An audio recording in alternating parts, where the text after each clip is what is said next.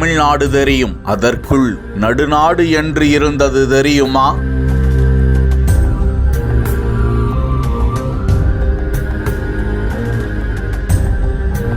ஏரிக்கரையில் 7 பிடாரிகளும் ஐயனாரும் குறித்த கல்வெட்டுச் செய்திகள்.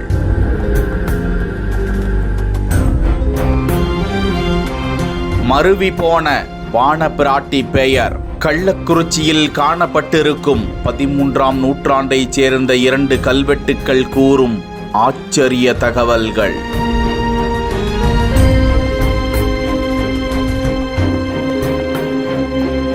கள்ளக்குறிச்சி மாவட்டம் வானவரெட்டி என்ற கிராமத்தில் ஏரி கரையில் பறவைகள் பாதுகாப்பு பணியில் இருந்த குயிலி என்ற தனியார் அமைப்பினர் அப்பகுதியில் கல்வெட்டுக்கள் இருப்பதை பார்த்து யாக்கை மரபு அறக்கட்டளைக்கு தகவல் கொடுத்தார்களாம். யாக்கை அமைப்பின் சுதாகர், நல்லியப்பன் உள்ளிட்டோர் கொண்ட குழுவினர் ஆய்வுக்காக அந்த ஏரிக்கரைக்கு சென்று பார்த்தபோது ஏரிக்கரையில் உள்ள காளியம்மன் ஐயனார் கோவில்களின் கல்வெட்டுக்கள் அவை என்பது தெரிய வந்தன.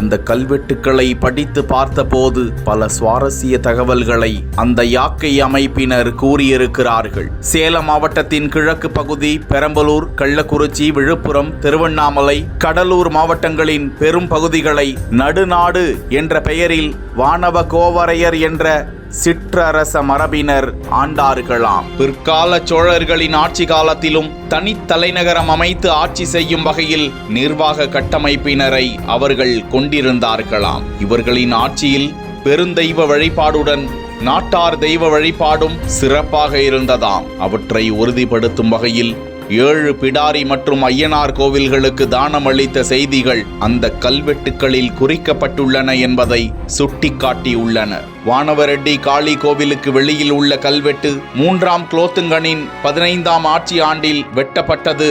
அதில் பொன் பரப்பினான் என்ற சிற்றரசன் இங்கு 7 பிடாரிகளுக்கு கோவில் கட்டி பூஜைகள் செய்ய தானம் வழங்கிய செய்தி பதிவாகி உள்ளது.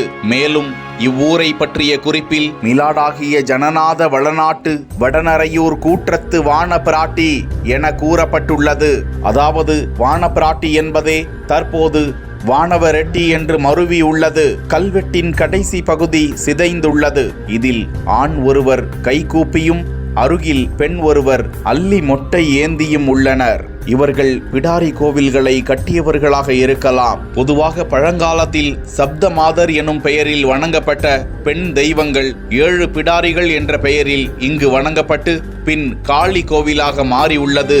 அதே ஏரிக்கரையில் அமைந்துள்ள ஐயனார் கோவிலில் 80 சென்டிமீட்டர் உயரம், 110 சென்டிமீட்டர் அகலமுள்ள ஐயனார் சிற்பம் உள்ளது. அதன் வளாகத்தில் 190 சென்டிமீட்டர் உயரம், 190 சென்டிமீட்டர் அகலமுள்ள யானை சிற்பமும் உள்ளது. இவை தொன்மையானவை. அதே கோவிலுக்கு சொந்தமான கல்வெட்டில் ஒரு துண்டு மட்டும் கிடைத்துள்ளது. அது 3ஆம் ராஜராஜன் பெயருடன் துவங்குகிறது. மற்ற தகவல்கள் உள்ள கல்வெட்டு துண்டுகள் அப்பகுதியின் மண்ணுக்குள் புதைந்திருக்கலாம் என்றும் ஆச்சரிய தகவலை அந்த அமைப்பினர் வெளியிட்டுள்ளது குறிப்பிடத்தக்கது.